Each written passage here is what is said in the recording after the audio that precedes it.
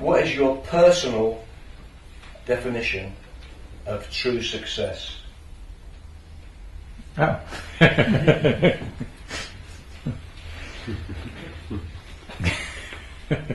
Take your time. Huh? Slowly.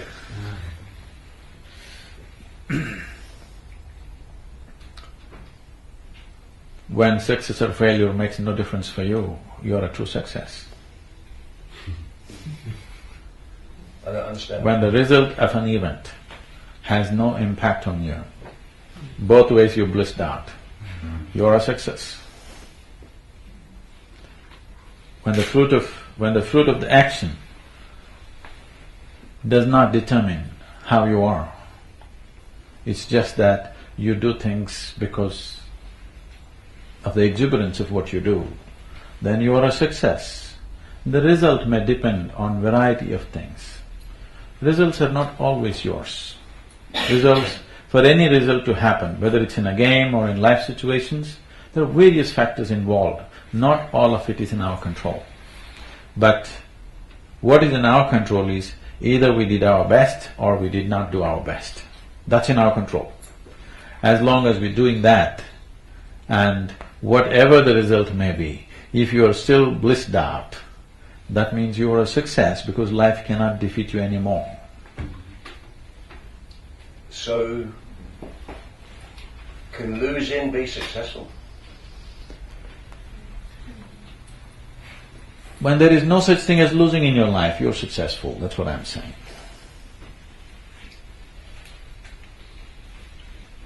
When you get to the point in your life, if you lose, it doesn't matter to you, that makes you… No. See, it is not that if I lose, it does not matter to me. There is no such thing as losing. So what's the point of playing? Why would you play? For the sheer joy of it.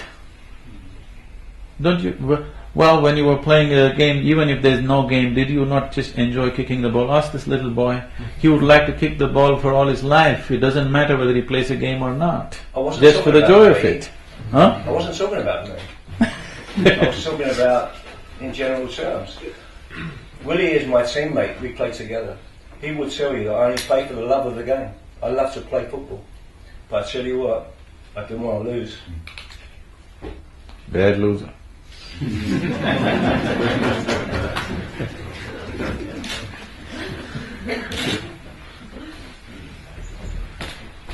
Right. Here's got a question. Yeah. Theo, you got a question? Yes. If you play for the love of the game, how can losing not matter if you're playing because you love playing and you're doing it? Wouldn't losing sort of downhearten you from playing, and you wouldn't, if you lost all the time, it would downhearten you and you wouldn't want to do it again? Understood. Now you're a little boy. Suppose we give you a chance to play against the best team in the world. You will lose. But will it matter? It's just that you got to play with them. That was the greatest thing for you, isn't it? So, who wins and who loses a game depends on that day who plays best. But you have the privilege to do something that you love to do and you're also paid for it. What the hell are you complaining about? Well, I suppose from that point of view… You're not digging in a mine. Suppose you can't pay your mortgage because you've lost. I'm sorry? You can't afford to pay your mortgage because you've lost the game. And the bonus you get for winning affects you and your family. And Oh, your you wife. just have to move into a smaller home. Or get a small And you mortgage. also move into a smaller team. I think that's life. If you're not at a certain level of performance, you fall to the next level. That is completely lacking in ambition. Not true.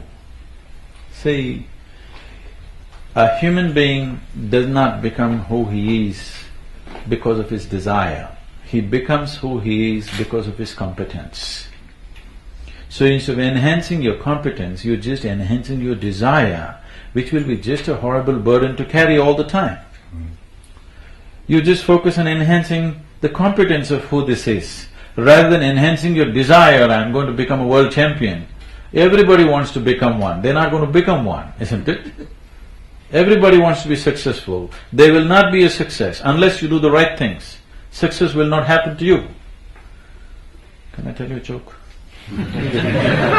45 minutes, you gotta be serious. Joke now? We can? Got a joke? Yes. You need a joke? Yes. Okay, let me ask you this question. Now let me tell you a joke. Even better. On a certain day, a man fell into a septic tank, right up till here in filth. He desperately tried to come out, he could not. Then he started screaming, "Fire! Fire!" Neighbors heard this, called the fire brigade. Firemen came rushing. They looked all over the place, no fire. Then they found this man, they pulled him out, and then they asked, "Why were you screaming fire? Where is the fire?" The man retorted, "If I said shit, shit, would you come?" You got to do the right things. Otherwise the right things will not happen to you. Just because you have a big desire, you're not going to get there. You got to do the right things. Everybody can't do the right things, can they? Otherwise you'd have everybody will be playing in minor league rubbish football. Somebody can play football, somebody can be a great spectator, somebody could write about it, somebody could comment about it. There's so many ways they can participate. And somebody is just not interested in football, they'll do something else. So it is not necessary everybody has to be a great football player, that's not going to happen for sure. That's not going to happen in any field, okay? So different people have competence for different things. But every human being, if he explores as to who he is, he will be good at something. He will be definitely able to do something in a fulfilling manner. Now the problem is people are trying to do something better than somebody else. That's not the way to go. See, it does not matter how much desire you have. You are not going to do better than what this is capable of. So the only thing that you need to do, if you feel what you're doing is important, first thing is you work upon yourself. You see how to enhance this person to the highest possible level, because you are not going to do anything more than yourself. Whatever you do will only be an expression of who you are. So who you are needs to be enhanced. There are various ways to do this. Unfortunately, in the world today, in the modern world today, who you are is not being enhanced. Everybody wants to become like somebody else. They have desire, they are not working in the right direction. They are trying to improve things on the outside. No. If this person is an enhanced human being, everything he does will be naturally an enhanced activity. I believe that cheating is okay. I believe in cheating in sport is okay. I believe if you're not cheating, you're not winning. What am I doing wrong? What's wrong with that? Are you Henry's manager? Are you Henry's manager? Am I? Oh, Henry's manager. Yeah. Henry. Who's this? Thierry Henry? Thierry Henry. You mean with the handball against France? France against Ireland? Yeah. So what do you think? Give me a show of hands. Who thinks cheating is okay? Nobody. No, you can't speak for everybody. Hang on a second. Cheating's not okay in any walk of life. Hang on, just raise your hand. Just right there. Calm down. Something wrong with nothing, sorry. No, raise your hands. It's not cheating, sorry. Who thinks cheating is okay? Nobody. How could you lie? I've got one, I've got two. Two people think it's okay to cheat. Okay, so the overwhelming majority of people here. no, I wouldn't think about it in terms of cheating and not cheating. It's not about cheating and not cheating. What we need to understand is a game is a game. only because of a certain set of rules. A certain set of rules means this is football. Another set of rules means this is throw ball. Another set of rules means this is cricket. So it is a set of rules which makes the game. If you want to go into the football field and carry the ball in your hand and run away, you could play rugby. You shouldn't be playing football. So the moment you break the rule, you're breaking the very fundamental of the game. So it's not about winning or losing, you're just destroying the game. Completely you'll destroy the game. If he can touch it once and it's okay, I will touch it all the time. I will carry the ball and put it in the goal. Next thing. Instead of one, I'll carry an extra ball that you don't see and I put it in the goal. Then why should we play a game? Because game is happening. A game is created only with a certain set of rules. When you say, I want to break the rule, what you're saying is, I want to destroy the game. Such people should have no place in the game at all. You have no love for the game. Forget about what you're doing. You have no love for the game. And yet, in every single sport, there are cheats. They have no love for the game. They just want to somehow win, that's all. What would you teach to the people here tonight? What would you teach? How to be. They all know how to do something, but they don't know how to be. If I just tell them, just enjoy the evening, they will ask, what should we do? Should we drink? Should we dance? Should we do this? Should we do that? No, just enjoy the evening. But what should we do? No, just enjoy the evening. Evening is there, isn't it? But you cannot enjoy it. You can enjoy your food, you can enjoy your dance, you can enjoy your drink, you can enjoy so many things, but you just cannot enjoy being in the evening. Oh, I should enjoy the cool breeze, the moonlight. No, just enjoy the evening. That is not possible right now because there is no being, there's just doing. Action, all the time action. Rest is the basis of all activity. If there is a certain level of stillness in you, activity will come out in a very, very pure and smooth way, effortless way. My average day stretches anywhere over 20 hours a day. Every day, 7 days of the week, 365 days. Average sleep is like 3 to 4. There was a time till recently, like till about 5 years ago, I was only sleeping about 2 to 2.5 hours a day. Today I sleep 3.5 to 4 hours a day.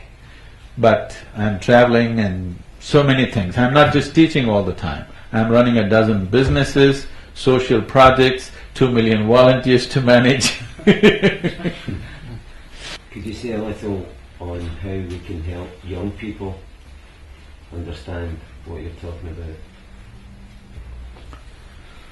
See, when we say youth, youth means humanity in the making, not yet totally conceited, not yet totally lost, still in the making.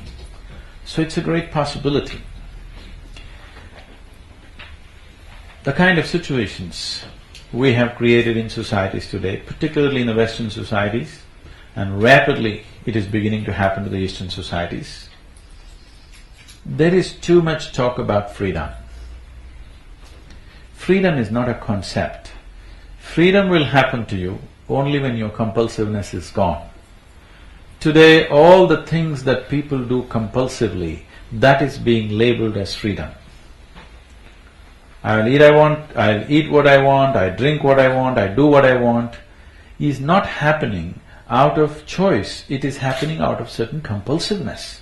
When you label compulsiveness as freedom, you're going to get lost for sure.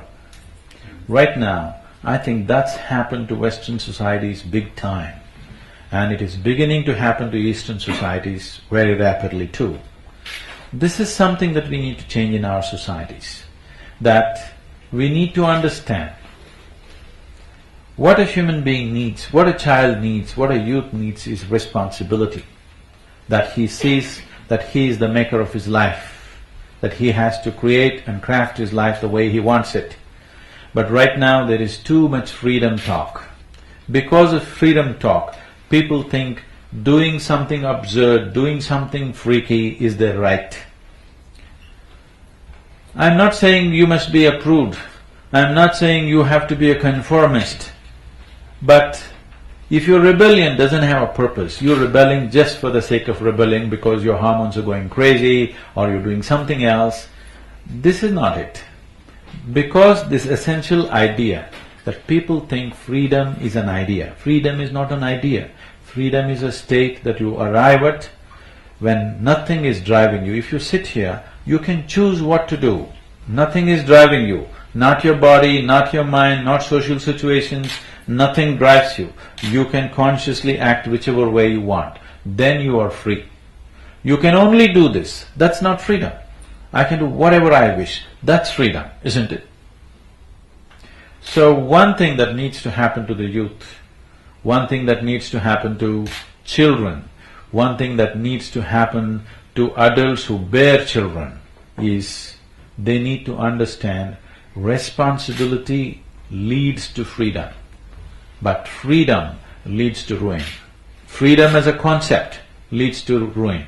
But if one becomes free, it is the most fantastic thing. The most beautiful thing about any human being is he's become free.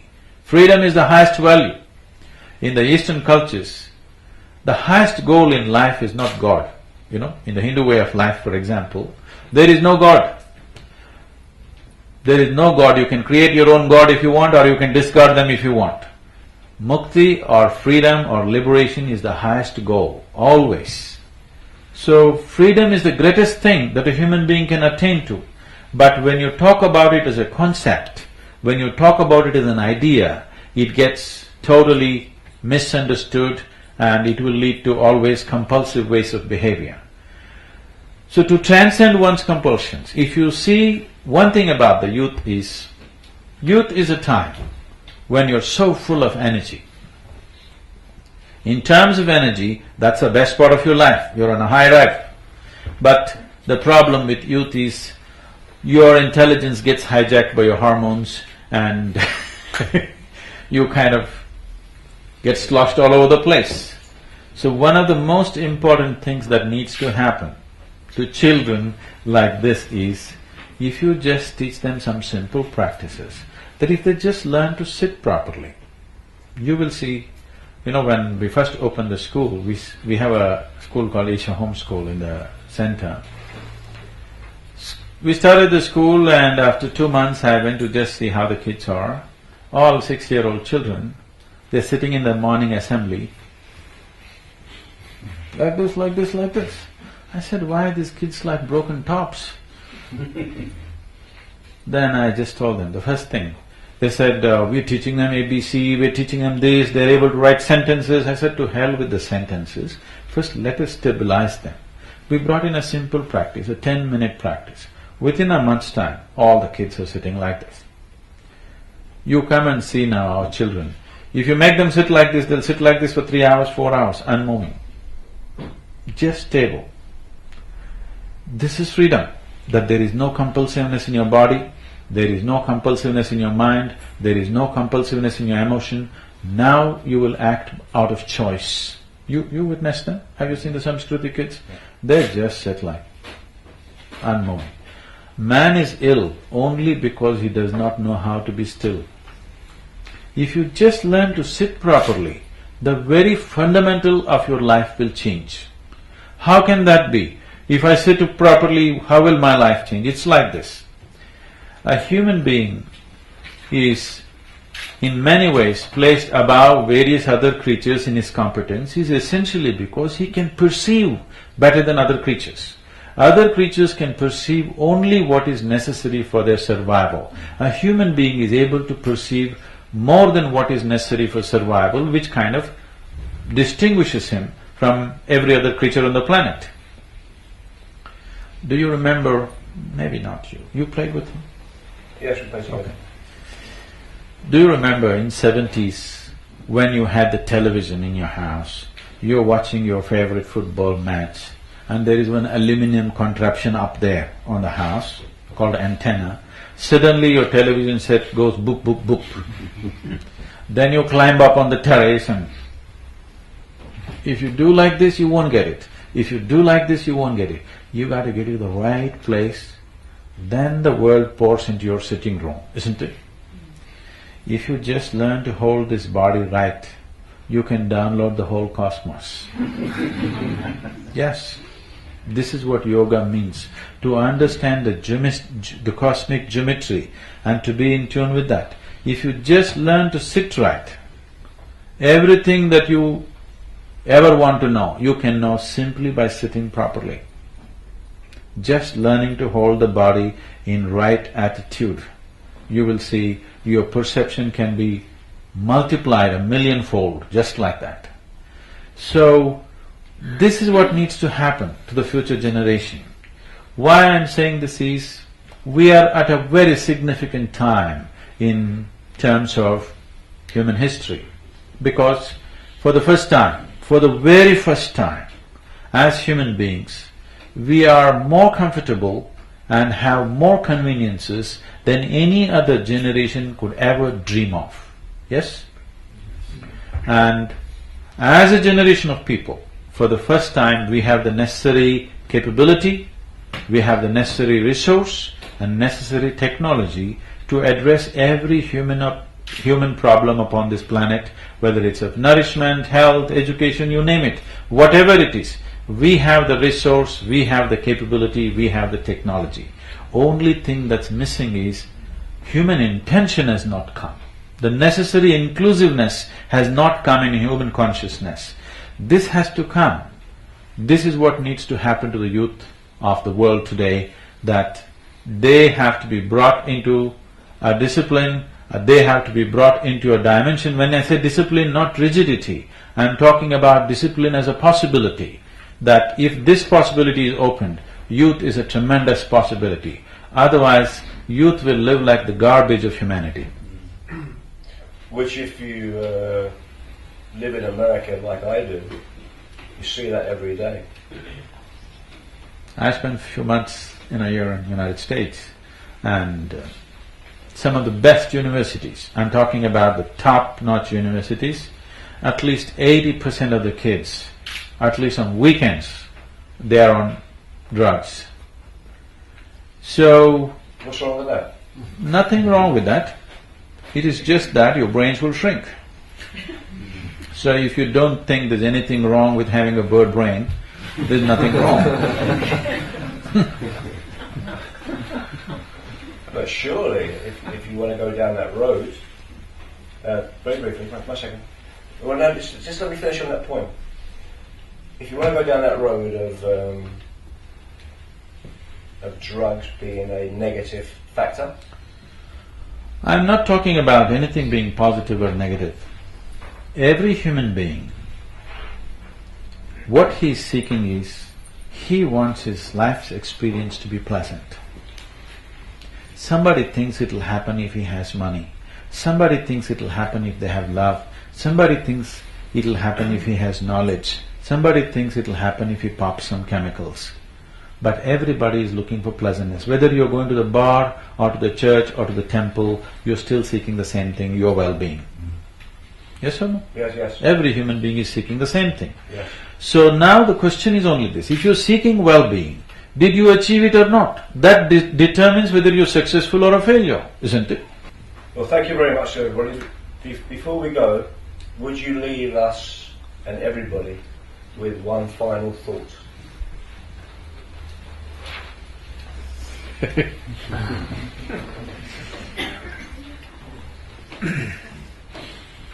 Can I tell you a little story? I wish you would.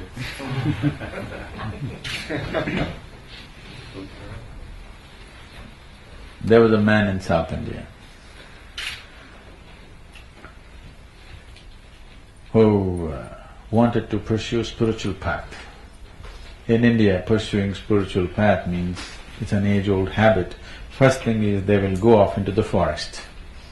looking for a cave to sit and meditate. So the man went off into the jungle. But of course you position yourself close to your village because you need food. So he sat there and started mantra. Whenever he got hungry, he came to the village, begged some food, went back. And as night fell, he noticed there was a fox. Both his front legs were severed in some trap or something, it's gone. But still he is well fed and healthy. Nature is not kind to any kind of incapability. If you lose your legs, you lose your life. But this fox has lost its legs but well fed and healthy. He was surprised. But then he ignored and focused on his meditation. As night fell, he heard the roar of a lion, the growls of a lion coming. So he forgot about his meditation and climbed a tree. He sat there, and to his amazement, the lion, a full-grown male lion, came with a piece of meat, a piece of flesh, and brought it and dropped it in front of the fox and went away. The fox had his dinner. He couldn't believe this. A crippled fox is being fed by a ferocious lion. Hallelujah! This is a miracle. This is a message from the divine. What is it? What is it? What is it? And he was wondering. Next day evening again the lion came with a piece of meat, dropped it in front of the fox and went away. Now he thought, for sure this is God is sending a message to me. What is it? Then he interpreted it in his own way. He said, even a crippled lion in this forest is being fed by a lion. You fool, what are you going looking for food for? Just sit here, it'll come and fall in your mouth. So he simply sat. 1 day, 2 days, 3 days, meditation became like this, 4th day like this. By 7th day, he was groaning between life and death. Another yogi was passing this way, he heard these sounds of a man dying. He came down and he asked, what happened to you? Why are you in this condition? He said, oh yogi, please tell me. A divine message came to me. I went by the message and I became like this. The yogi asked, what happened? He said, see, look there, there's a crippled fox. Every day that fox is being fed by a ferocious lion. Is this not God's message to me? Is this not a divine message? The yogi looked at him and said, definitely this is a divine message. But why is it that you chose to be like a crippled fox and not like a generous lion?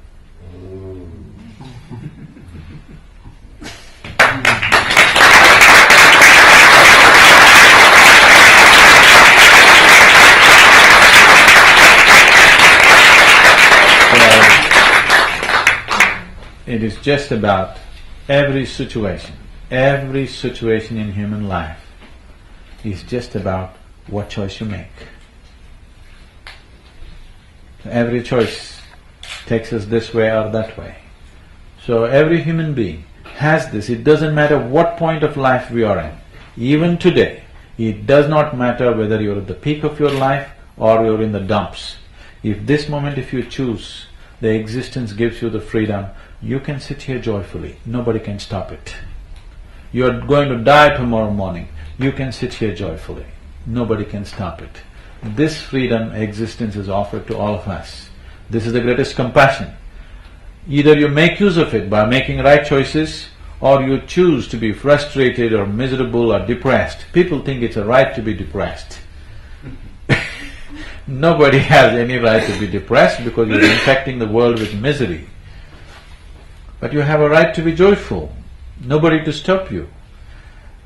It is just a choice. That's all it is. Whether you suffer this life or you make this a joyful experience is absolutely by choice and only by choice. Thank you very much, sir. Thank you very much.